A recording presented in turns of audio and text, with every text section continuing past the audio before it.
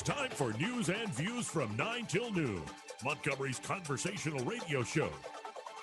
To join the conversation, call 272-9228. It's news and views from 9 till noon, only on News Talk 93.1 FM.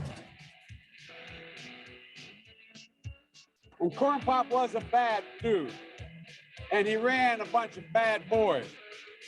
Welcome into News and Views from 9 till noon. Just a reminder that we had these recordings of that man, now President of the United States, Joseph Robinette Biden Jr., before we elected him president. Though maybe we can account for this by looking at his opposition. That's another story for another day. Joining us to kick off the show, as is tradition now here on News and Views on Tuesday mornings, we have Judge Andrew Napolitano. How are you, good sir? Great, Joey. How are you, my dear friend? I'm doing quite well. Actually, took a little trip up to Birmingham last night and saw Jordan Peterson, of all people. He was in Alabama. That was an enjoyable evening, though we had actually heard a lot beforehand, but it was good to see him in person. So I am doing well today, and I was catching up on all the gaffes done by President Biden, and gaffes seem too light of a word. What has happened with this man in the Ukraine situation? I'll let you set the table on a few of these gaffes.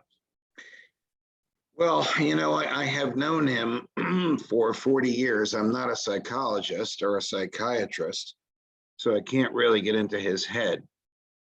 I was the youngest faculty member, about 27 years old, at Delaware Law School when Joe was a congressman from Delaware and was an adjunct faculty member. Now, the faculty basically assumed this was just a sinecure. The guy wasn't a serious professor of law. It's just a way for a public official legally to make more income. The salary of congressman at the time was $100,000 a year. He had a couple of kids. I think he was paid $20,000 a year to teach some sort of BS course. Right. Most of the faculty thought he was a bit of a dope. The students loved him because he was very likable, and he and I got along. And then years later, we kept seeing each other on the train. Amtrak Joe. Fox sent me to DC a couple of times a month to do my work from there, and I would see him on the train when he was a senator and when he was vice president. He was gracious. He always gave me a seat, brought me inside the ring of Secret Service protection, and we chatted away. So the Joe Biden I know is a moderate Democrat who's a nice guy. The Joe Biden who is the president is being tugged to the left by the progressives in his party. He's being tugged, I don't know which direction, but somewhere, by the globalists in his party. So that's one stage. Here's another stage. In the past 2 weeks on my podcast, I've interviewed a lot of fascinating people, two of whom you know or know of. Colonel Douglas McGregor, West Point graduate, lifetime military, gives a very sober libertarian view of the role of the United States military around the world.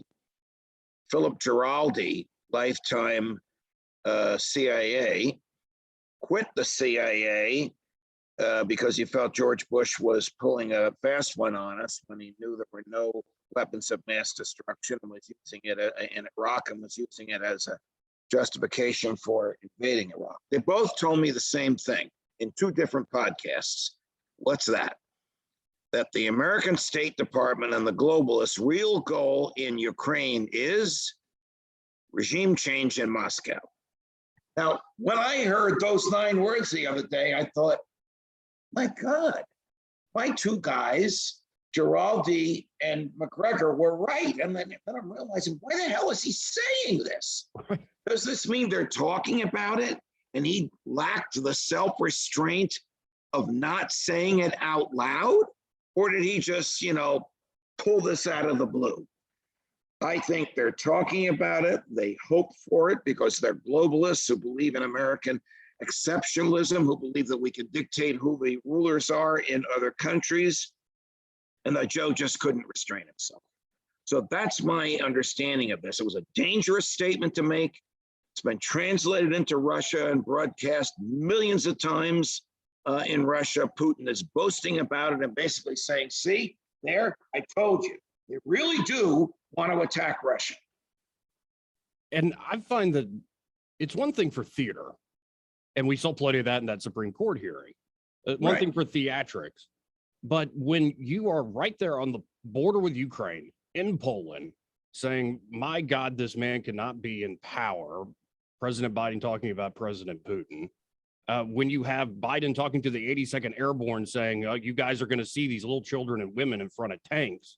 It's like, why is the 82nd Airborne going into Ukraine? Of course not. And it's one thing for, say, a Lindsey Graham to say this stuff. How many times has Lindsey Graham threatened to kill Vladimir Putin now? If he himself could do it, I actually, go ahead, Lindsey.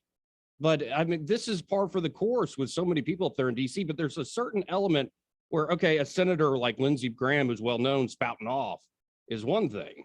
For the president of the United States to say these things is awful, but then to also have his staff immediately contradict him and say, oh, no, he didn't mean that. Then he contradicted his staff again yesterday with Peter Doocy of Fox News. And it's gone from, okay, this is awful strategically as a matter of war and peace, but it's also a question of his mental ability or capacity. Well, I'm sorry to say that I agree with you on that. I also think it would have been better if the White House had not attempted to dial this back. Every time they attempt to dial it back or water it down, they make it worse for themselves and worse for him, and cause people like you and me in the media to be talking about whether he is of sound mind. Now, his predecessor could not stop talking, but I don't remember an instance in which he blurted out a national secret or he blurted out something as incendiary and truly troublesome and with the potential for international violence as this. So we'll see where this goes. Apparently there are peace talks being held, though, in Turkey, I believe right there on the coast of the Bosphorus, those straits there. And hopefully something will come of this, because I would encourage folks to watch your interview with Douglas McGregor. I think it's fantastic. You can always go anywhere podcasts are available, but I watch on YouTube at Judging Freedom. I just type in Judge Napolitano and it pulls right up. But Douglas McGregor has been saying, I've also followed people like John Mearsheimer, and you can even bring up Kissinger of all people, or the current head of the CIA for the Biden administration, I believe William Burns. These are actually reasonable people saying Russia, this is a red line for them. We need a neutral agreement when it comes to military guarantees and security guarantees. And what a shame that now, after thousands of people are dead, women and children in particular exploded, that this will most likely be the outcome if there is peace. Well, it's interesting you should say that, because as you know, from the McGregor piece, Colonel McGregor's thesis is the American government, has made this infinitely worse by supplying military materials to Ukraine. It would have been far less bloodshed if the Russians had just walked right in, demanded neutrality, and got the neutrality. I don't know what kind of communications Zelensky and Putin had before this started. I don't know if there were back talks and Zelensky thumbed his nose at Putin. The other side of this is it's a lesson for military conscripts who have been lied to by their government.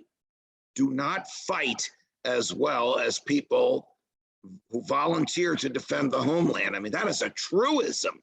Yes. Nobody thought that the Russian tanks would be stuck in the mud and stopped short of Kyiv, but they have, and they are.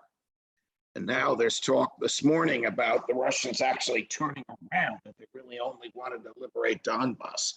So I don't know where this is going to go, but I prefer talk to war. Likewise. And last week you published a great column on this term war criminal. And people throw it around a lot as a rhetorical flourish, but it does have a technical meaning, right? It has a technical meaning. It means that a person has been convicted of violating an international law that was reduced to writing and accepted before the crime occurred. It means they were convicted by a court that has jurisdiction over the person and over the place where the person allegedly committed the crime. So if I rob a bank in New Jersey, I can't be convicted by a court in Alabama because it doesn't have jurisdiction over the bank where the robbery took place, and it doesn't have jurisdiction over me. So what has jurisdiction over Putin? Nothing. The International Criminal Court is the creature of a treaty, the Treaty of Rome, which is signed by every major country in the world except for 5: North Korea, the United States, China, Russia, and of course, Ukraine. So can the justices of this court, which sit in The Hague, and which already ordered Putin to stop his military, can they condemn him on the basis of what they see on Fox or CNN? Of course not. They have to have proper jurisdiction. You can't just impose jurisdiction over a country that has rejected you. It would be like, going back to my bank robbery analysis, the state of Alabama imposing the jurisdiction of its courts over New Jersey so that it could prosecute me. These things just don't happen. However, the U.S. has done this. The U.S. has prosecuted people who have committed crimes in other countries because the U.S. was offended that they committed the crimes and nobody prosecuted them. So now the courts in The Hague are saying we have jurisdiction over you, whether you consented to our jurisdiction or not. That's called a legal fiction. Well, I don't know where it's going to go. You know, this again, Joey, where did the war criminal talk start? Joseph Robinette Biden Jr. said he's a war criminal. Look, it's one thing to call him a butcher, Joe. You can call him that. That's a legitimate opinion. But for a lawyer to call him a war criminal betrays an ignorance of the law. And it goes back to, and I'm theatrics, and I'm getting a little tired of it. Okay, yes, call him a thug, call him a killer, and he is. He's poisoned people. He's murdered political opponents. All sorts of crazy stories coming out of Russia and surrounding Vladimir Putin. But what practically does that get you other than tough talk, maybe good ratings on certain nighttime shows, or good ratings with particular people at Foggy Bottom of the State Department? And I don't think it is a wise policy we're following. And it's not just on this issue. It's like the theatrics get the best of us. I'd like to see what the polls say. Joe's numbers have been going up. You and I have been very critical of sanctions, because they don't work. And he inexplicably, again, told Peter Doocy they don't work. Well, why are you imposing them if they don't work? We've had sanctions on Cuba since 1962. It's still a repressive authoritarian island, and the people live in 1956 Chevys because they're not allowed to buy stuff from us. So the people that get hurt are not the elites. I don't know where all this is going to go. However, the sanctions have proved popular, and his ratings are going up. Well, I sold an apartment in New York City to a Russian billionaire. I don't know his name. He bought it through a corporation. All right. Fortunately, we had the closing before Christmas because today he doesn't have access to any of his wealth.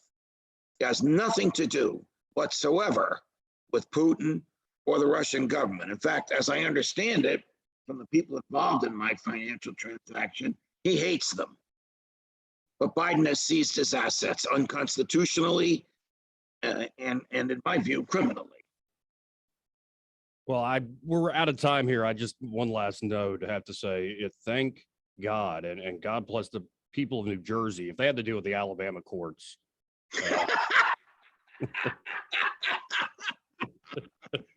All right, my man.